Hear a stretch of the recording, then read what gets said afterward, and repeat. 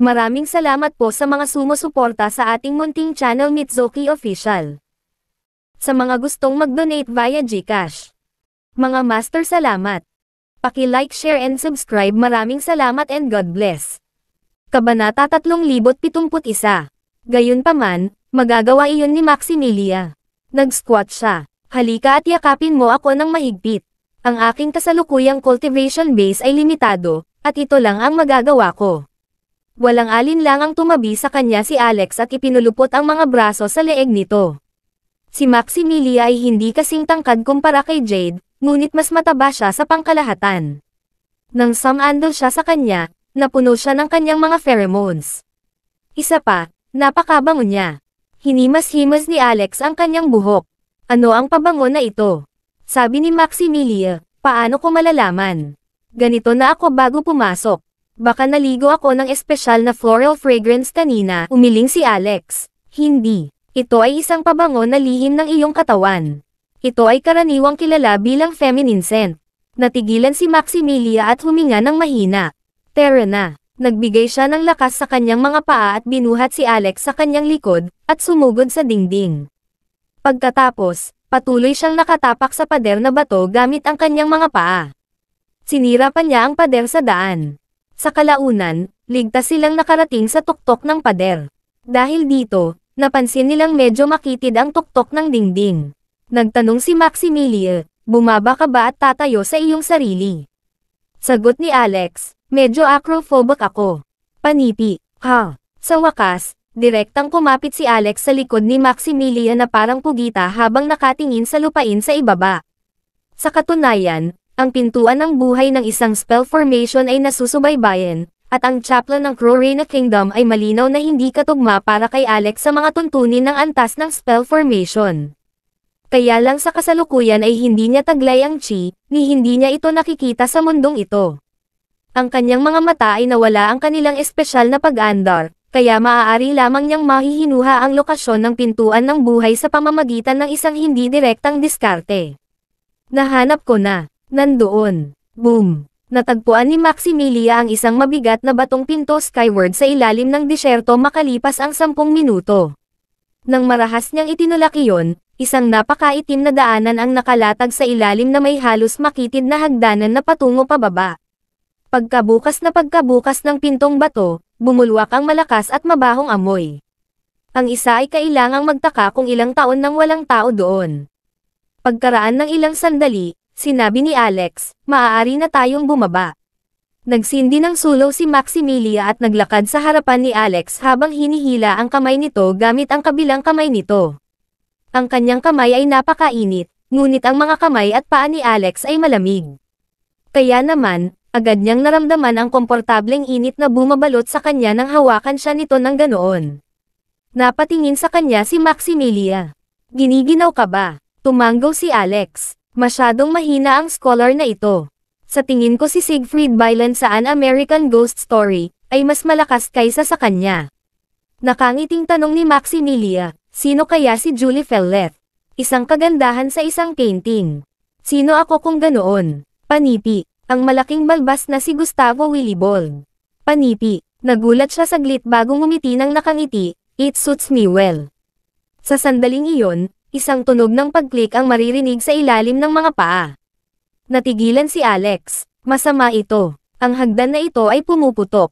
Nang bumagsak ang boses, nawala ang lupa sa ilalim ng kanyang mga paa. Pareho silang nahulog. Kabanata 3072. Rockefeller Brat, hawakan mo ako ng mahigpit. Anyway, magkahawak kamay na sila simula pa lang. Sa pagkakataong iyon, pilit na hinailan ni Maximilia si Alex at niyakap siya nito.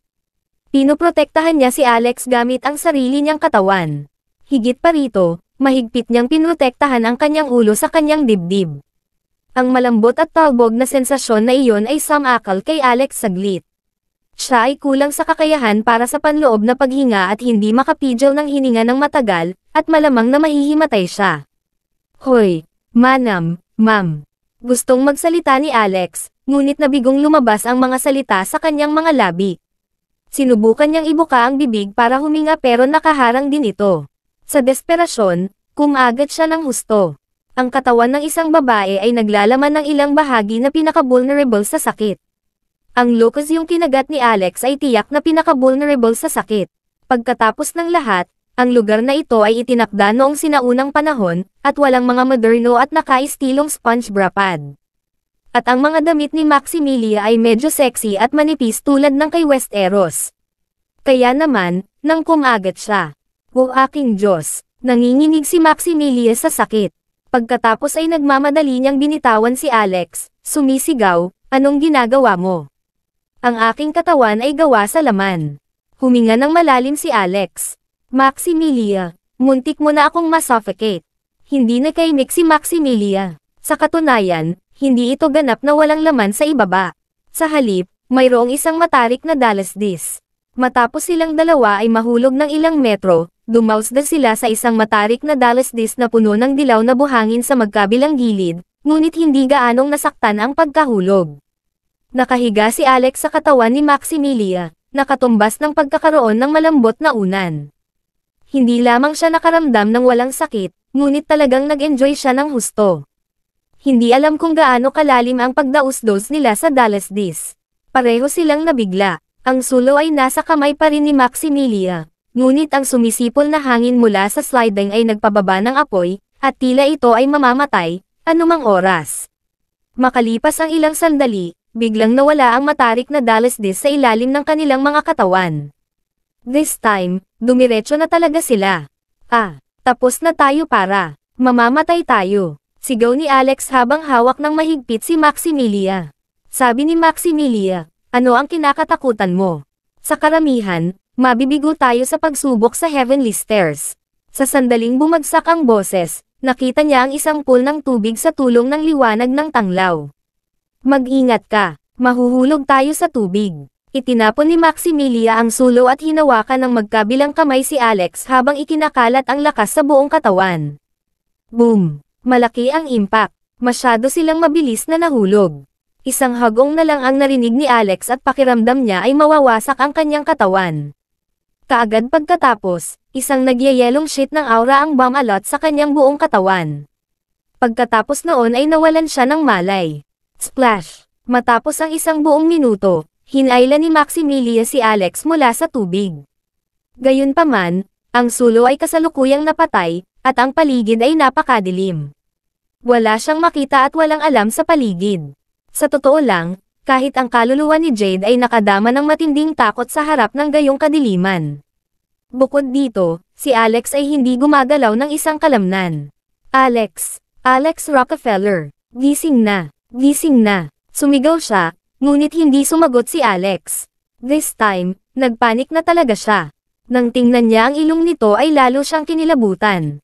Hindi humihinga si Alex, bagamat alam niyang tiyak na hindi patay si Alex, at malamang na huminto siya sa unang hakbang ng Heavenly Stairs pagkatapos mabaigo sa pagsubok, hindi siya naglakas loob na sumugal. Nag-isip siya ng isa pang iniisip, ayaw niyang harapin ang ganitong uri ng madilim na kapaligiran ng mag-isa. Alex Rockefeller, di asterisk man ito, mas mabuting huwag kang mamatay. Gising na, medyo takot ako sa dilim. Malamang na magiging katatawanan ang marangal na commander ng Flying Eagles kung sasabihin niyang takot siya sa dilim. Gayunpaman, talagang natatakot si Jade, lalo na sa isang ganap, madilim na kapaligiran. Kabanata 3073. Sa wakas, nakarating siya sa dalampasigan. Dali-dali niyang kinaladkad si Alex sa pampang at inihiga ito ng diretso. Nang walang anumang pag-aalinlangan, siya ay nagkamot at sinubukang buhayin siya sa pamamagitan ng CPR. Blurg. Hindi binaygo ni Alex ang babae. Mabilis siyang samuka ng isang subo ng tubig at nagising. Gayunpaman, pareho ang hitsura ng mga bagay pagkatapos buksan at isara ang kanyang mga mata. Nagulat si Alex. Maximilia, nandito ako. Pareho silang nagyakapan at nagyakapan sa isa't isa. Sabi ni Alex, bakit? Bakit ako bulag? Wala akong makita. Sinabi ni Maximilia, hindi ko rin makita. Bulag ka rin. Hindi ako bulag. Wala lang talaga ang ilaw dito, kaya wala kaming makita. Nakahinga ng maluwag si Alex. Dahil ang mga bagay na itinayo noong nakaraan ay naagnas na, Malamang na ang lugar na ito ay hindi maayos sa loob ng maraming taon. Nagbitak lang sila at bumagsak dahil hindi nila kinaya ang bigat naming dalawa. Ang lugar na ito ay dapat na Crorena Kingdom. Mas mabuting magmadali tayo at humanap ng ilaw na pinagmumulan. Kung hindi, hindi natin malalaman kung anong mga makamandag na surot ang naririto sa kadilimang ito. Nais din ni Maximilian na makahanap ng isang ilaw na mapagkukunan, ngunit tiyak na wala ito sa kanya.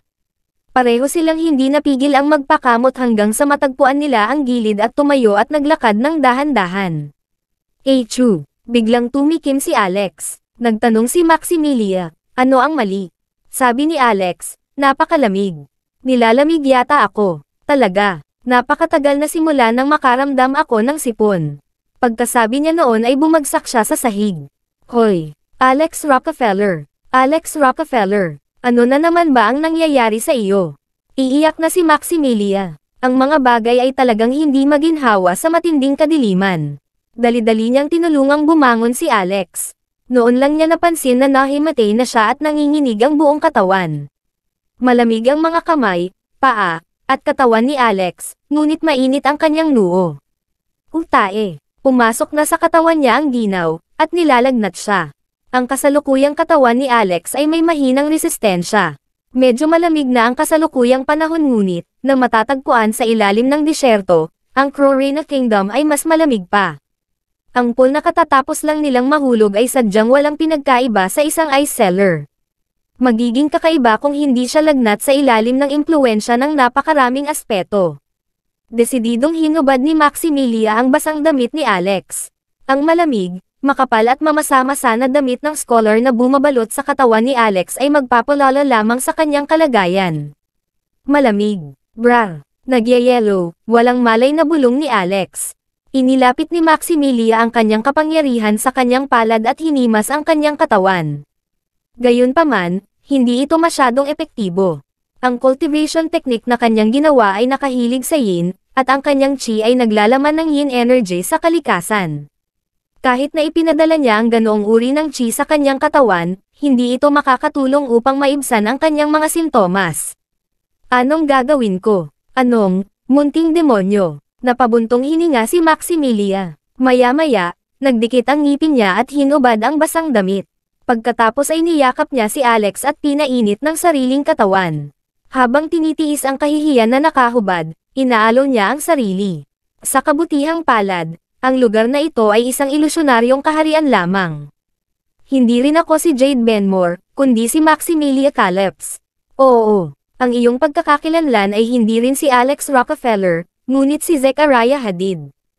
Habang umiikot ang chi, ang mga kulot ng puting gas ay lumabas sa korona ni Maximilian. Nag-iinit ang katawan niya para lang main-aitan si Alex. Sa katunayan, nagising na si Alex pagkatapos ng 15 minuto. Gayunpaman, bumilis ang tibok ng puso niya nang hawakan at painitin siya ni Maximilian ng ganoon. Saglit doon, hindi niya alam kung paano siya haharapin, kaya nagkunwari siyang natutulog. Gayunpaman, ito ay isang komportable at gumagalaw na sensasyon.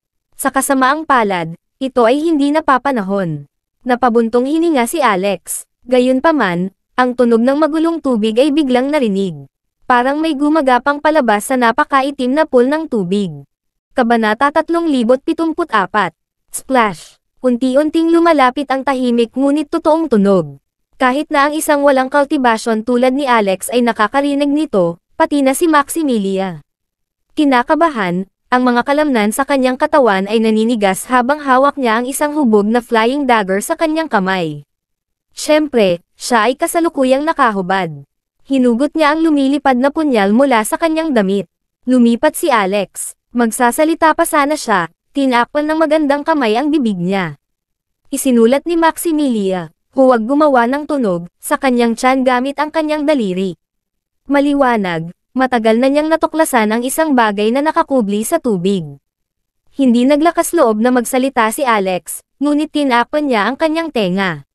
Palakas ng papalapit ang tunog sa tubig na parang ito, ay nasa loob ng ilang metro mula sa kanila. Sa sandaling iyon, naramdaman ni Alex na pinaputok ni Maximilian ang lumilipad na punyal sa kanyang kamay na may biglaang paghatak, na sinundan ng isang malakas na pagsabog na may malaking kislap sa 8:00 ni Alex. Sa mahinang liwanag, may nakita sa itim na kuweba. Ang video na ito ay edited by Herban TV. Nakita ni Maximilia ang isang daanan na matatagpuan hindi kalayuan sa kanila. Kasabay nito, ang halimaw na gumagapang sa tubig ay sumugod sa direksyon ng tunog matapos marinig ang malakas na kaguluhan. Splash! Splash! Splash! Tatlong sunod-sunod na malakas na pagsabog ang maririnig, na nagpapahiwatig na mayroong hindi bababa sa tatlong halimaw. Pinulot ni Maximilia si Alex gamit ang isang kamay at hinawakan ang magkabilang damit nila bago pumuslit sa daanan. Sa hindi inaasahang pagkakataon, dead end pala ang daanan. Walang paraan sa unahan. Ito ay isang dead end. Napakunot ang noo ni Maximilia habang hinawakan ng dalawang kamay ang malamig na bato. Itim pa rin iyon, at ang kanilang mga mata ay hindi mas maganda kaysa sa mga dekorasayon. Kinalkula ni Alex sa kanyang isipan ang direksyong pinanggalingan ng mga ito. Inihambing niya ang kalupaan sa nakita niya sa itaas kanina. It doesn't make sense, bulong niya. Ang lugar na ito ay dapat tumutugma sa gate ng buhay. Baka may parang trapdoor. Hayaan mo akong hawakan ito. Inabot niya upang hawakan ang pader na bato at naramdaman ang isang makinis, malambot at mainit na lugar. Ano yan? Nang makilala niya ito, nagulat siya nang makita niyang hinawakan niya ang dibdib ni Maximilia. Pagkatapos ay nagmamadali niyang binawi ang kanyang kamay at humingi ng tawad sa mahinang boses, paumanhin, hindi ko sinasadya. Balak siyang bugbugin ni Maximilia, ngunit nagpigil siya. Kung gagawa siya ng tunog, aakitin niya ang tatlong halimaw na iyon at mauuwi sa matinding problema. Bilisan mo, paos na ungol ni Maximilia. Tumanggaw si Alex. Tinukoy niya kung saan nakatayo si Maximilia mula sa boses, at inabot niya ang kabilang panig. Maya-maya pa, may naramdaman siya, mga sinaunang Ron. Gaya ng inaasahan, may misteryo dito. Gayunpaman, ang mga sinaunang Ron ay palaging isang masalimuot na paksa, na marami sa kanila ay halos magkapareho. Ang paghawak sa kanila ng bulag gamit ang kanilang mga kamay ay magbubunga ng hindi tumpak na resulta. Lahat sila ay hinawakan ni Alex, ngunit sa huli, walang magawa siyang sinabi, "It doesn't work."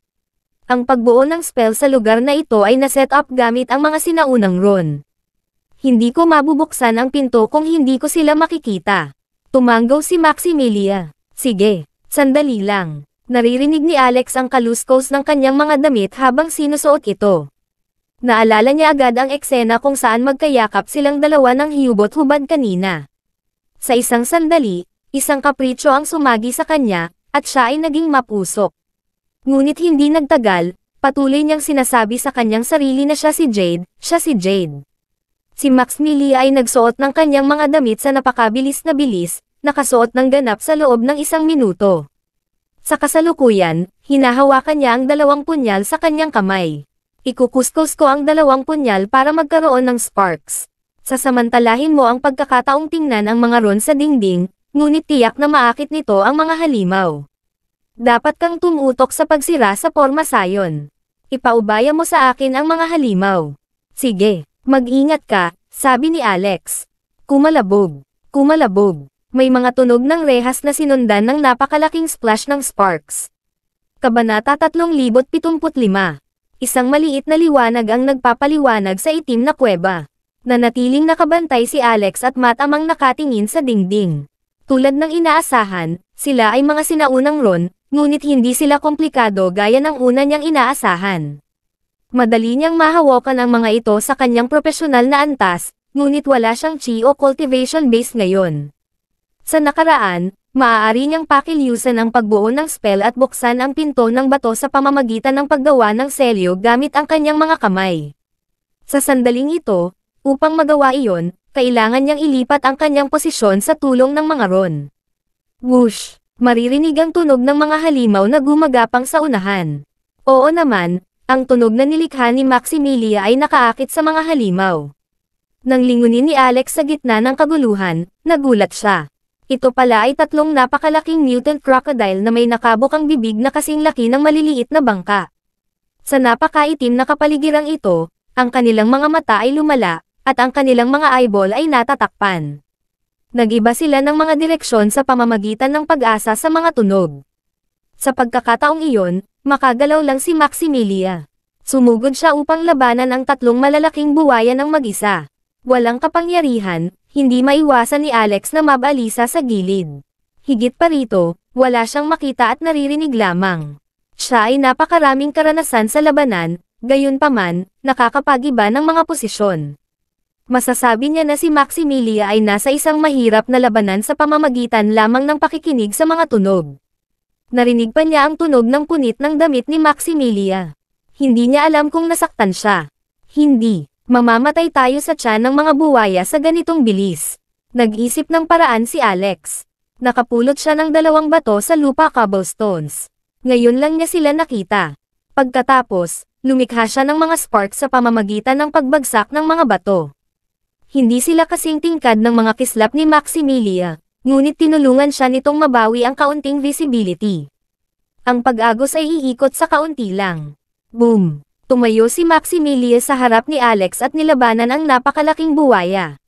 Nakipaglaban siya ng buong 10 minuto bago tuluyang napatay ang 3 buwaya. Pagkatapos noon, bumagsak siya dahil sa pagod. Ilang sugat din ang nakita sa kanyang katawan.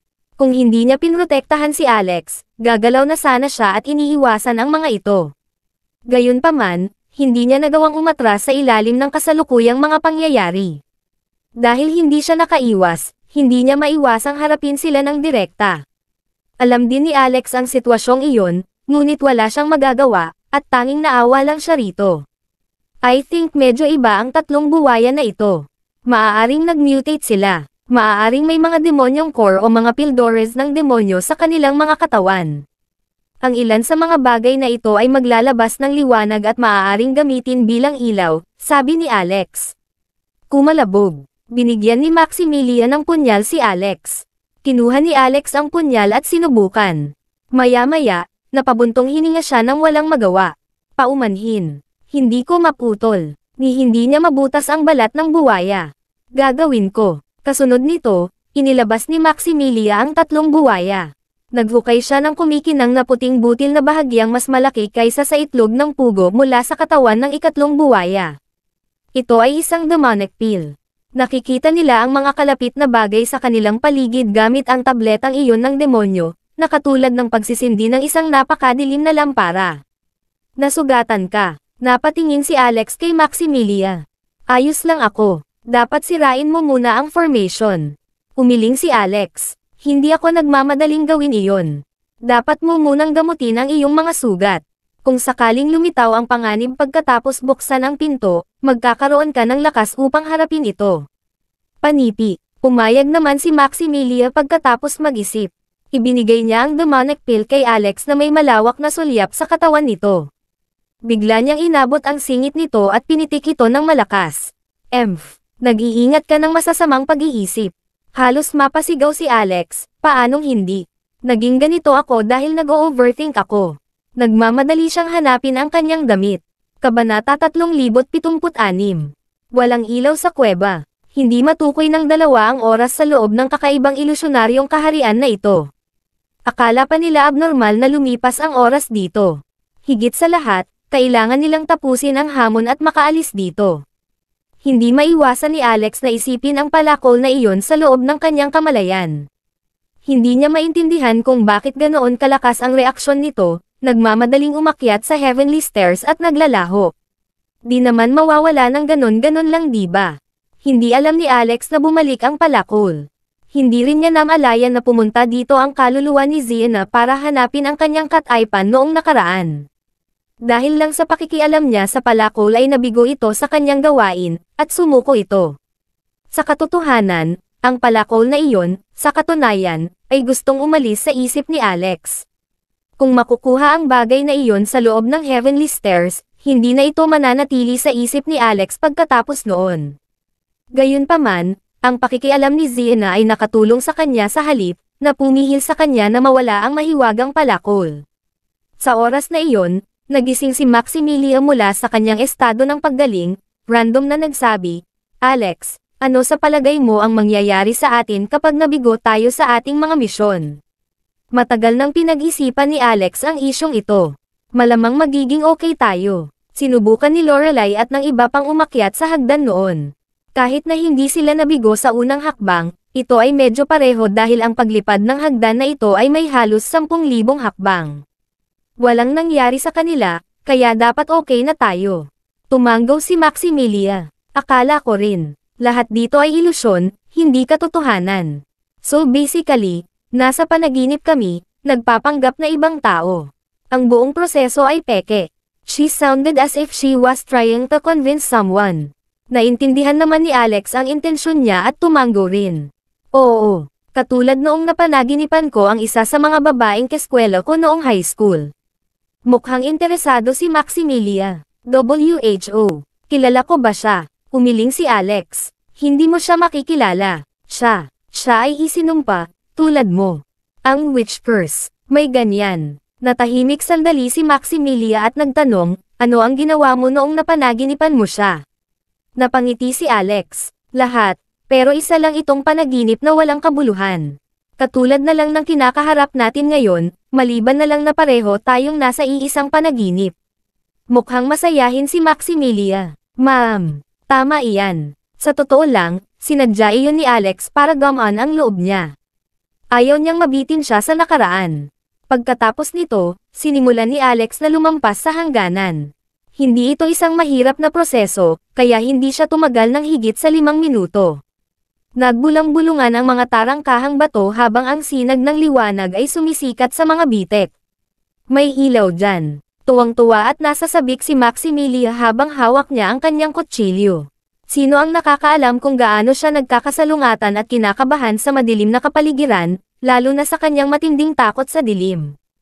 Talagang ayaw niyang maranasan muli ang parehong bagay. Akala nila ay may mga halimaw na sumusugod sa pagbukas ng gate. Gayunpaman, hindi ito nangyari, ngunit ang mga tanawin sa harap nila ay nagawa pa rin nilang i-freeze sa kanilang lugar.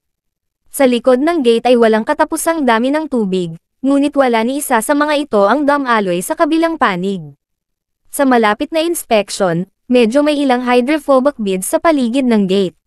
Bukod dito, ang pagbuo mismo ay may kakayahang isara ang tubig. Ang strategist ni Crowrena ay isang henyo din. Nagagawa nilang harangan ang tubig gamit ang isang hydrophobic bead. Ito ay marahil isang lawa sa loob ng Crowrena Kingdom, at ang gate ay malamang na nasa ibaba. Kunin natin ang isa sa mga kwintas na iyon. Maaaring maging kapaki-pakinabang ang mga ito, sabi ni Maximilia. Agad naman siyang pinigilan ni Alex. Huwag. Ang hydrophobic beads ang susi sa pagbuo na ito. Kung nawala ang isang butil, maaaring magbago ang porma sayon. Ang pintuan ng buhay na ito ay maaaring maging pintuan ng kamatayan. Sige, papakinggan kita. Pumasok ang dalawa sa kuweba. Huminga ng malalim, hinawakan ni Maximilia ang braso ni Alex at tumalon sa tubig. Medyo malakas ang pressure ng tubig, at maswerte lang si Alex na hindi siya nadurog nito. Kabanata 3077. Ang liwanag na sumikat ay talagang nagmula sa ibabaw. Ligtas na ipagpalagay na makikita nila ang kaharian kapag nakarating na sila sa ibabaw. Nagpatuloy ang dalawa sa paglangoy paitaas, ngunit ang lawa ay lumalim pa kaysa sa inaasahan. Makalipas ang ilang saglit na paglangoy, nagsimulang magpanik si Alex nang maubusan na siya ng hangin. Ang kanyang mga baga ay parang sisabog, at hindi na siya makalangoy. Mabilis na lumapit si Maximilia at hinawakan ang ulo nito, inilapat ang mapang-akit na mga labi sa kanya. Huff! Hinaypan niya ang isang subo ng chi sa loob, na nag-generate ng oxygen para sa kanya. Ang antas ng cultivation ni Maximilia ay nagpapahintulot sa kanya na huminga ng direkta gamit ang kanyang mga baga. Agad na naramdaman ni Alex ang napakagandang pakiramdam, at muli siyang lumalangoy paitaas. Gayunpaman, hindi pa rin siya nakakarating sa ibabaw kahit na naubos na niya ang kanyang oxygen. Tumakbo na naman siya palabas. Pagkatapos ay hinawakan niya si Maximilia at itinuro ang kanyang bibig, na nagpapahiwatig na gusto niyang bigyan siya ng mas maraming hangin. Makalipas ang 5 beses, sa wakas ay narating na ni Alex ang ibabaw. Ang sumalubong sa kanyang mga mata ay ang maliwanag na araw. Hindi yan tama. Bakit may sikat ng araw dito? Ang video na ito ay edited by Herban TV. Hindi ba dapat nasa ilalim ito ng disyerto? Hindi tayo maaaring pumasok sa isa pang piitan, tama. Bumangon din si Maximilia, bahagyang namula ang kanyang flawless na mukha. Ang pagkakaroon ng paglipat ng hangin kay Alex, ang kanyang mga pakikipag-ugnayan ay napakakilala. Nagdulot ito ng pagkalito kay Maximilia, isang birhen. Kahit na ang kanyang kaluluwa ay hindi pag-aari ni Maximilia, ang kanyang katawan ay nagmamay-ari. Tapat ang naging reaksyon ng batang katawan sa mga ganoong aksyon, naramdaman pa niya ang pagtibok ng kanyang puso sa kanyang dibdib. Ito ay isang reaksyon na hindi niya mapigilan kahit na ginamit niya ang kanyang kapangyarihan sa kaluluwa. Umakyat tayo sa ibabaw. Kagagaling mo lang sa lagnat mo, at ayaw ko nang maging pampainit mo, sabi niya habang hinihila si Alex patungo sa lupa. Sa totoo lang, mas mainit ang temperatura sa lugar na ito, na para bang tag-araw na, hindi na kasing lamig ng madilim na lugar. Ang dalawa sa kanila ay tumingin sa langit sa isang tiyak na anggulo at mabilis na napagtanto na ang malaking araw ay isang pekeng. Mukhang mystical treasure ang araw na iyon, sabi ni Alex. Nakakaramdam ako ng kaunting enerhiya mula sa Golden Cruise. Tumanggaw si Maximilia. Ito ay isang kahihiyan na hindi namin lalapit ito sa aming mga kasalukuyang pagpapakita.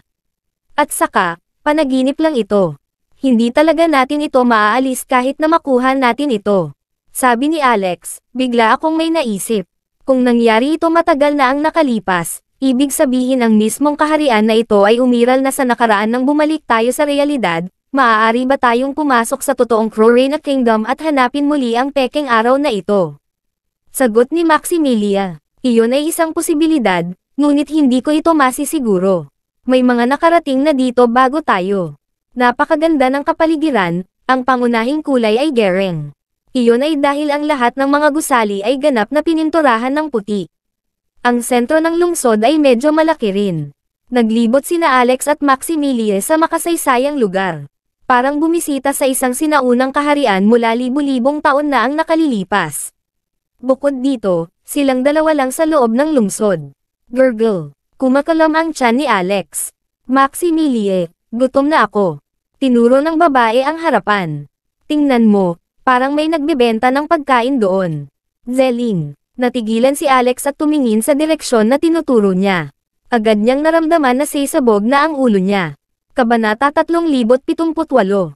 Itinuro ni Maximilia ang isa sa mga lansangan sa loob ng lungsod. Ito ay tila bahagyang naiiba kumpara sa iba pang bahagi ng lungsod. Ang grocer na binanggit niya ay talagang tao. Bukod sa kanila, mayroon talagang ibang tao sa loob ng kahariang ito. Gayunpaman, ang mga taong ito ay hindi kasing swerte na malayang naglalakad. Sila ay ginapos ng isang grupo ng mga halimaw, basang-basa sa dugo, at ibinebenta bilang pagkain sa mga lansangan. Halika, tingnan mo, sariwang karne ng tao. Mayroon din tayong mga buhay na tao. Pambihirang kalidad ng laman. May gusto ba? $1 para sa 500 gramo. $1 lang para sa 500 gramo. Hindi ka magsisisi na gumastos dito. Kami ay mga tapat na nagbebenta. Sa mismong kalyeng iyon nanggaling ang boses, na ikinagulat ni Alex at Maximilia hanggang sa kaibuturan. Hindi tao ang sumisigaw. Ito ay may matalas na bibig at ang mga pisngi ng isang unggoy, kasama ang isang buong katawan ng balahibo. Sa kabila noon, nakasuot siya ng damit. Sa isang mas malapit na inspeksyon, napagtanto nila na ang taong ito ay talagang isang halimaw na demonyo, isang weasel. Tila maraming mga demonyong naglalakad sa kalye. Napaka-weird ng itsura nila. Kasama sa iba pang mga hayop ang mga daga, higanteng ipis, mga demonyong ahas, mga demonyong alupihan, at marami pang iba. Ang umuunlad na kaharian ng Crorena ay hindi na pinamumunuan ng mga tao ngayon. Ito ay naging isang magandang tahanan para sa mga mababang antas na nilalang. Nanlaki ang mga mata ni Alex, tila naiintriga. Bigla siyang hinawakan ni Maximilia at sumugod sa gilid, nagtago sa likod ng mga dingding. Matapos mag-isip, nakaramdam pa rin siya ng hindi ligtas, kaya tumalon siya sa dingding habang hawak pa rin ang braso ni Alex. Sa likod ng dingding ay may isang bahay, kaya agad na nagtago ang dalawa sa loob. Maximilia, magsasalita pa sana si Alex ay tinakpan ng babae ang bibig niya. Ilang segundo pa ay may narinig si Alex. May mabibigat na yabag na nagmumula sa dati nilang pinagtataguan. Pagkatapos ay dumating ang dalawang malalim na boses. Kakaiba, akala ko ngayon lang ako nakakita ng mga tao. Saan sila pumunta? Haha, masyado kang nananabik sa laman ng tao. Naghahalusinate ka. Nahuli na namin ang lahat ng mga tao na nagmula sa pintuan ng kamatayan. Bakit mas maraming tao? Hindi mo alam yon. Baka nanggaling sila sa pintuan ng buhay. Pinto ng buhay. Ikaw ay mali. Ang pintuan ng buhay sa lugar na ito ay ang tunay na pintuan ng kamatayan. Sa tingin mo ba magiging ganoon kadaling sirain ang porma sayon ng strategist na iyon? Okay, let's go now. Bihira lang makakita ng tao dito, kaya nagpipista tayo ngayon. Nagulat sina Alex at Maximilian sa narinig. Ang mga taong ito ay ang mga lumakad sa pintuan ng kamatayan. Gayunpaman sila ay kasalukuyang ibinebenta bilang manok. Ito ay talagang nakakagulat, dahil ang mga tungkulin ay inilipat. Dapat ba natin silang iligtas? Tanong ni Alex. Gusto ko. Ang ilan sa kanila ay mga dati kong kliyente. Hindi ko talaga gustong panoorin silang kinakain ng mga halimaw na iyon. Ngunit napakarami, at hindi tayo mananalo sa laban na ito, matapat na sagot ni Maximilia. Si Alex ay isang mahinang iskolar ngayon, at hindi siya maaaring makatulong. Gayunpaman, hindi niya nakalimutan ang kanyang layunin sa paglalakbay na ito. Kinailangan niyang hanapin ang mga itlog ng Golden Phoenix Scorpion. Medyo masigla ang kalye noong panahong iyon. Hindi lang may mga hawker na nagpo-promote ng kanilang stock, kundi sumasayaw at kumakanta ang mga tao.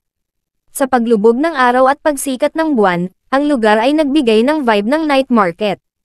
Nang tumingin muli si Alex sa langit, napansin niya kung gaano ito kababalaghan. Sa kabila ng pagiging nasa ilalim ng isang disyerto, ang pekeng araw at buwan ay hindi katulad ng mga tunay. Ngayon, ang araw na may enerhiyang Golden Crow ay nawala sa abot tanaw, napalitan ng dilaw-orange na buwan. Ito ay mas malaki at mas maliwanag din kaysa sa aktwal na buwan. Itinuro ni Maximilia ang isang hanay ng mga gusali. Punta tayo sa taas. Umalis na ang dalawang demonyong dumaan, kaya niyakap niya si Alex sa baywang at ginamit ang feather walk, tumalon sa hangin sa madilim na gabi. Mula sa itaas, mas natano nila ang kalye.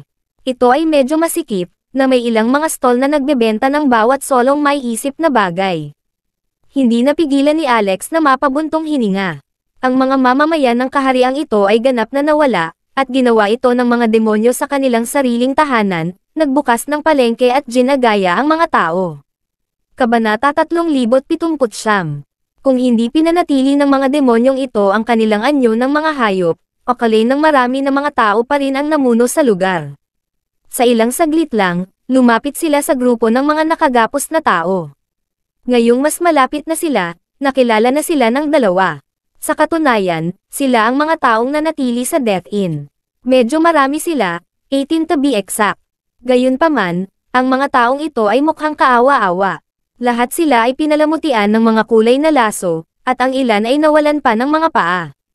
Ang mga taong ito ay ibang hayop lamang sa mga demonyong iyon, tulad ng pagtrato ng mga tao sa mga baboy bilang mga alagang hayop. Ang mga tungkulin ay binaligtad lamang dito. Higit sa lahat, wala silang lakas upang ipagtanggol ang kanilang sarili. Smack! Sinampal ng demonyo, bumagsak ang isang binatilyo. Pagkatapos noon, sinuntok at sinipa siya ng demonyo. What the hell? Sino ang nagbigay sa iyo ng pahintulot na umihi kung saan mo gusto? Sa tingin mo ba ito ang palikuran? Bumangon ka at dilaan mo ang sahig, o kakainin ka namin ngayon din. Nawasak ang binatilyo. Sa puntong ito, nawalan na siya ng pag-asa at gusto niyang mamatay ng mabilis. Sa isang malakas na sigaw, sinugod niya ang demonyong iyon, umaasang mapabagsak niya ito kasama niya. Gayunpaman, ang lahat ng iyon ay isang panaginip lamang. Ang antas ng cultivation ng batang binatilyo ay mas mahina kaysa sa mga demonyong ito, at agad siyang napasuko. Nakahiga ang binatilyo sa lupa, puno ng kawalan ng pag-asa. Noon niya napansin sina Alex at Maximilian na nakatayo sa bubong, nagtatago sa dilim. Sumenyas ito sa kanya na huwag ilantad ang kanilang lokasyon at mag-iisip sila ng paraan para mailigtas sila. Sa hindi inaasahang pagkakataon, sumigaw ang binatilyong iyon. Tingnan mo, mga tao, may mga tao sa taas. Panipi, ano, nataranta ang dalawa. Nawala ba ang lalaking ito? Naging sanhi ito ng maraming demonyo na tumingin sa bahay. Ang ilang may pakpak ay lumipad pa sa isang kisap mata. Tumakbo. Sigaw ni Maximilia habang umaatres kasama si Alex sa kanyang mga bisig. Sa kanilang pagkamatay, mas mabagal pa rin siya kaysa sa mga lumilipad na demonyo. Nang malapit na silang mahuli, tumapak siya sa isang bubong gamit ang kanyang mga paa, na nagpapadala ng daan-daang tile sa hangin. Pagkatapos ay hinampis niya ang mga ito gamit ang kanyang palad habang sila ay bumaril patungo sa mga demonyo tulad ng mga meteorite. Hawak pa rin si Alex, tumalon si Maximilia sa lupa, buong lakas na tumakas sa mga makapal na gusali. Dahil sa hindi niya naitutulong, nasusumpa na lamang ni Alex ang binatilyo sa ilalim ng kanyang hininga. Sinabi ni Maximilia, ang taong iyon ay ayaw ng mabuhay, ngunit siya ay isang makasarili na bastard. Dahil naisip niya na wala na itong pag-asa, gusto niyang ibagsak ang lahat sa kanya, kasama na kami. Whoosh! Noon lang, gumapang ang isang demonyo mula sa lupa. Tila tuwang-tuwa si Alex nang makita ito. Ito ang Golden Phoenix Scorpion. Nandito sila para sa alakdan, kaya hindi inaasahan na ito ay kusang nagpakita. Sabi ni Maximilia, hindi tayo makakalaban dito. Akayin na lang natin. Naisip ni Alex ang isang lugar kung saan ang strategist ay nagtakda ng isang pormasayon sa nakaraan at agad na sinabihan si Maximilia na pumunta doon. Kabanata 3080. Boom! Boom! Boom! Ang light golden colored Phoenix Scorpion ay mukhang gawa sa ginto.